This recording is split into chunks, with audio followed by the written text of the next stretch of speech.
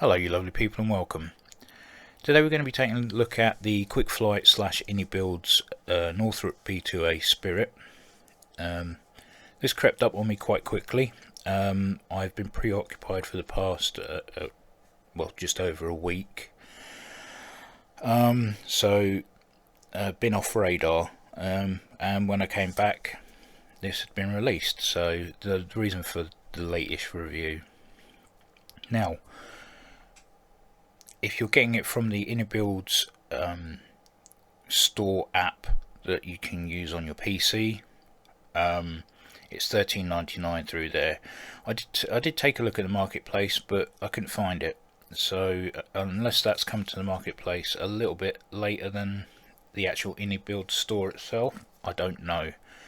But that is the case at the moment. I'm not sure what's going to happen with it for Xbox, but having flown it previous to this, I can't see there being any issues with Xbox users using this at all. So that's good news all round. Now, what do you get? Well, you get your B2, and then you get a little livery pack, which are some very bizarre, colourful designs, which they're eye-catching and it's something a bit different, but I do prefer original liveries myself. And Inibuilds, in their infinite wisdom, decide to release a free livery pack with different Spirit liveries. They're not named on here, but they are by serial number, and it was a good decision by Inibuilds for that, for the more purist out there. So just gonna click one at random. Let's go for 127, and we're gonna fly from Whiteman Air Force Base and keep it local for the review, just to make it life a bit easier. So let's get on the ramp and have a look. So looking at the external model itself, it has been superbly modelled, a lot of detail, and we have extra features such as drooping control surfaces when all engines are shut down.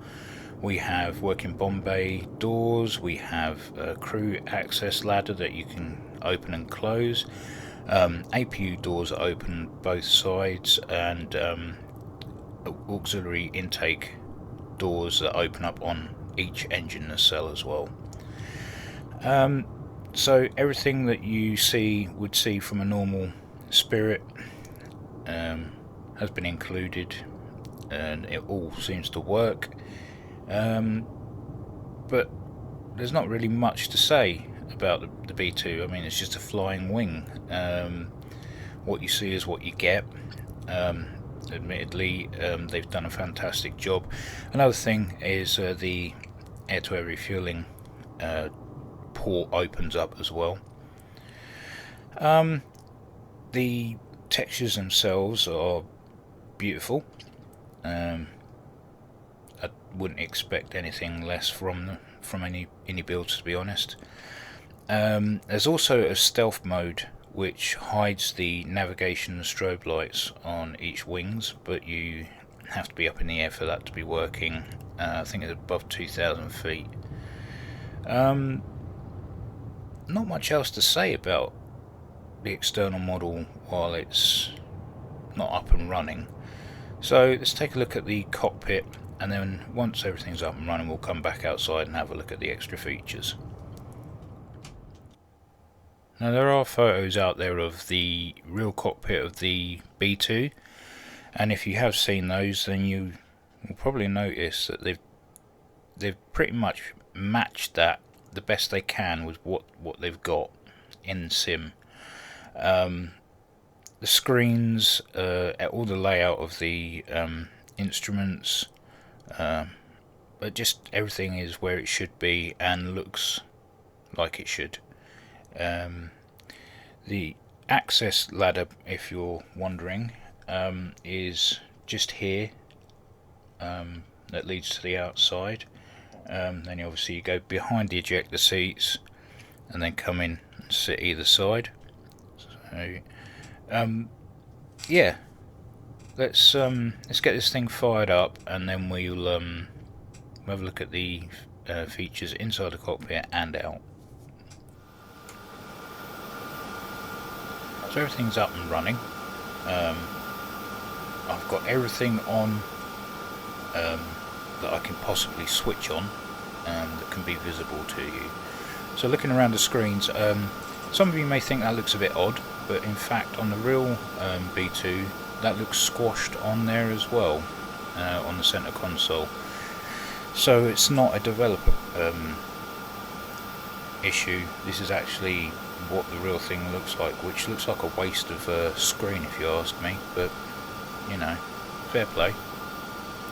So looking around, we've got all our fuel pump switches, our bleed air down here, FMC, and various switches that can do not a lot, because there's only so much that this plane can do in the sim. PO switch, that's about it for down here. Up here on the underneath the main console, the only thing that you can switch on and off is the air-to-air refueling door. Autopilot across the top here, barometric altimeter, airspeed in knots and the Mach, backup artificial horizon, your HSI. Well, these can be anything you want. These 4 screens can be programmed to do whatever. They're all got the same options on them. Obviously we've got our engine readouts there, artificial horizon, with speed and height, bearing, letting us know what is happening with the autopilot. Then we've got our engine RPMs and stuff here, as well as on here, and all our basically a what's the word I'm looking for? An annunciator panel. So if anything goes wrong, it will let you know here. You've got your gear there, and we can, like I say, we can flick through different things. So we go GPS, let us know where we are at this present moment. ECS for our engines, fuel, FCH, the flight controls, engine readouts again, and you can change back to stats. Down here we've got VSD, which once you get over a certain altitude it's just a look down camera. Weapons are not operative. Radar works quite well, lets you know where any aircraft are. There's terrain following radar, which is basically forward looking infrared, and then you've got HSD, which for some reason is inoperative. TRM, TSD, TST and PRG are all inoperative. So back to menu, you can go to HUD, which is that, or we can go to nav, which brings that bit down there, and you can put on TACAN localizer ILS through there. I mean, everything works. Autopilot, navigational systems. There's not one thing on here that I've found that's got a glitch at the moment, which was quite impressive for an initial release. There are some things that could be updated, made to look better, but they're purely aesthetic, and I'll go into that as and when I see them. So let's go back to HUD and go back to, what was it on? ECS, GPS, nope. Stats, that was it. So put it back on stats, and we're going to take off the terrain following.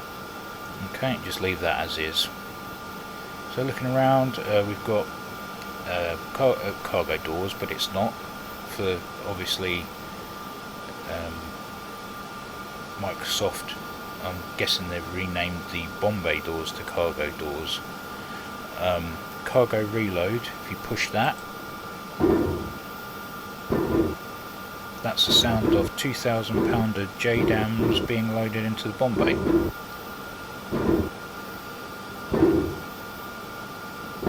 I'll let that stop. Okay, so we've got a full load out in the Bombay, but the problem being is it doesn't adjust the weight. You can't, like say with DC Designs or IFE, you can't go into the fuel and weight section and add the weapons in that way. The only way to get the JDAMs in the Bombay is by clicking this button. Then we've got battery up here and generator switches. Nothing else of note here. Like I say, it's very limited in what you can actually switch. These are your nighttime lighting switches here. Stealth mode, which is there, that will hide the lights. I'm sure the real stealth mode will do a bit more than that. So that's center console. We've also got controls for heading bug and course needle here. Nothing can be clicked on this bit. And then if we look up to the center here, we've got our APU switches, starter switches for the engines, and then our stop buttons for the engines. Lighting at the top here, and then we have external lighting switches here, and access ladder, crew hatch, open and closed here. So that's it for the inside. Let's pop outside and have a look at, see what's changed. Taking a look across the top of the aircraft, we've got our APU panels open either side. Our auxiliary doors are open on each nacelle, and we still have crew ladder down and the Bombay doors open. Now I could show you the Bombay on the ground, but might as well wait until we're up in the air because there's something extra with that I want to show you as well. So with that, we can get back into the aircraft and get down to the end of the runway and let's do some flying. Okay, so before we move, I'm just going to add some frequencies into the FMC here, nav, and 109,800, so 109.800, and we're going to add that to nav 1. And you can see on here we have the VOR1 Sierra Zulu Lima 0.4 nautical miles away. So that's the Whiteman Air Force Base TACAN, but for the life of me I don't know how the TACAN works in here properly at the moment. So just going to be using the VOR for that, and also we do have a frequency for the ILS, which I'll be using on landing as well. So let's get rolling and get into the runway. It does get a bit noisy in here, so just as a pre-warning. Okay, let's roll out. The ground handling isn't too bad. It's heavy as you'd expect from a bomber, and it does respond quite well to your control input. There's no lag or anything like that.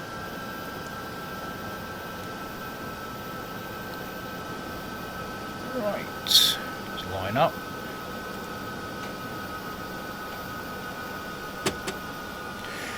Okay, so we're going to climb to 20,000 feet, keep it in the local area like I said. because once we get to 20,000 feet, that's when I can show you what happens with the bomb bay. So let's get things rolling.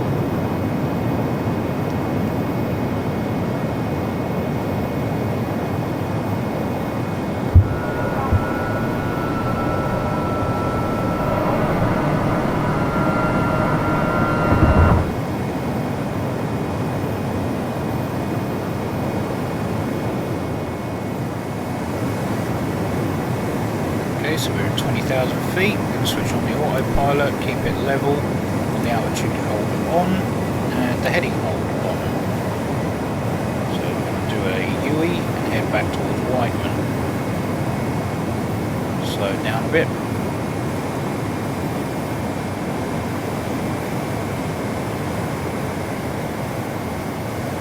So take a look at it outside.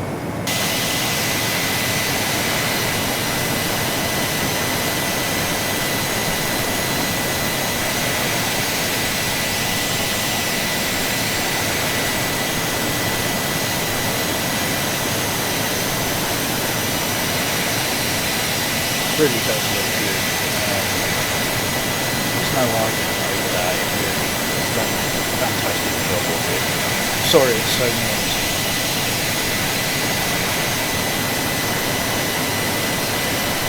Okay, so we're just turning back. Once we get wings level, I can get things rolling. But as you can see, autopilot is working absolutely fine. Not lost any height, and it's going where I want it to. Exactly what you want.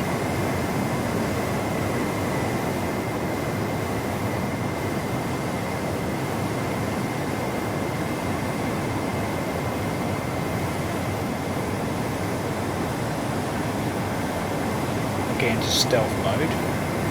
Just flick that on. Nav lights and strobes are now closed up.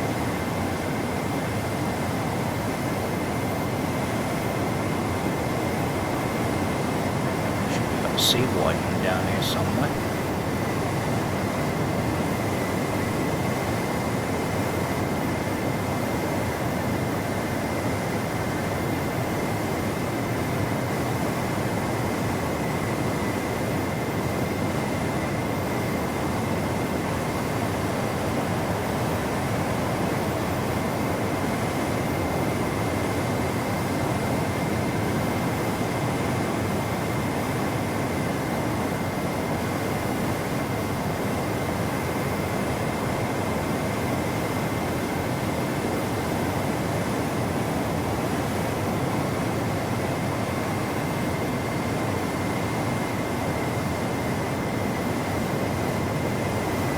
Over there.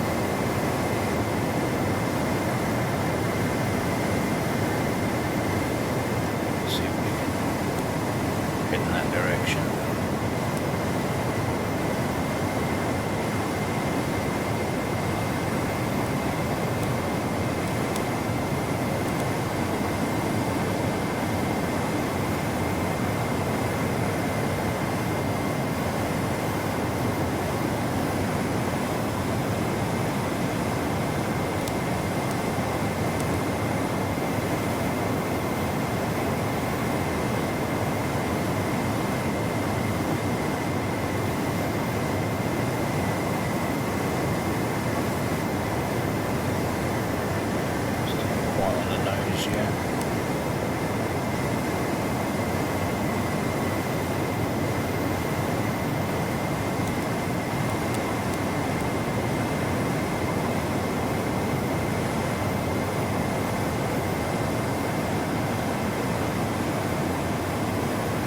Right, so we're heading towards Whiteman now. Let's open the one-way doors. Okay, so just have a look at the J-dams in the bomb bay. We'll try and talk over the noise, but if you can't hear me, I apologise. So there you go. There's your £2,000 J-dam bombs on a rotary bomb bay. Now, there's another button you can press inside the cockpit.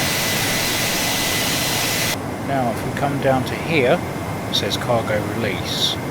If we push that and go back outside, we've got to time this well. Okay. There you go, you've got animation of bombs being dropped and floating away from you.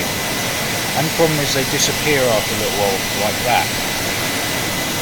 But it's there. So for those of you that want to do a simulated bomb run, you've now got the added bonus of animated bomb release. Okay, so we'll get that buttoned up.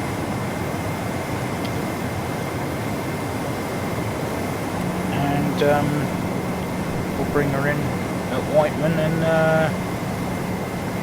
yeah,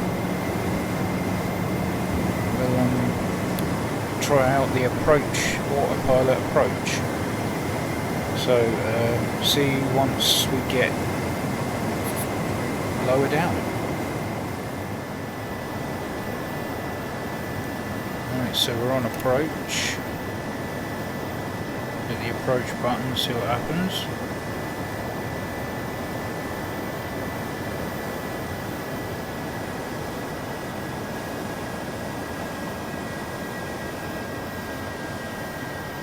Okay.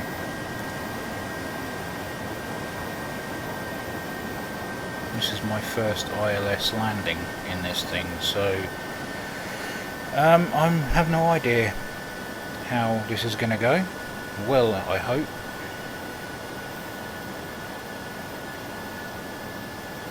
Gear down, lights, land lights on.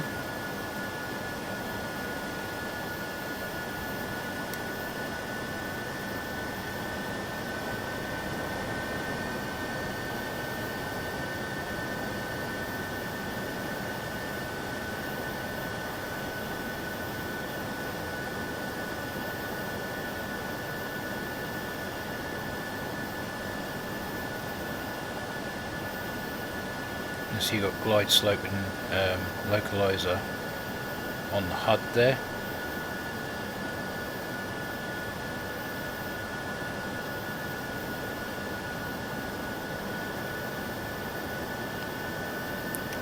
Don't let the speed drop too much because this thing doesn't like flying slow for very long.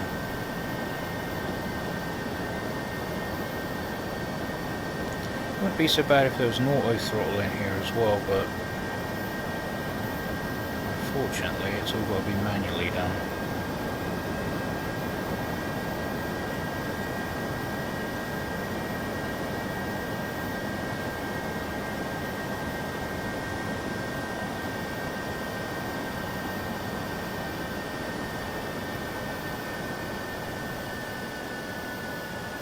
Okay, we're slightly off centre.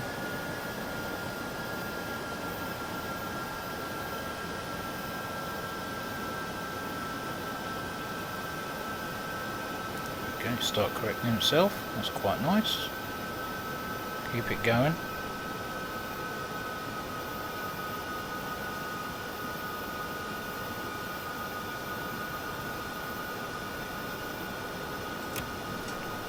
Pull it off, I'll take control from here.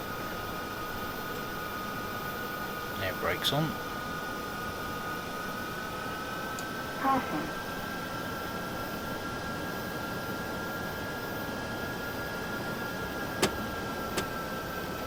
Well, quite impressed for my first ILS landing. That came in quite nicely. So there you go. Even if you haven't used it and you use it first time,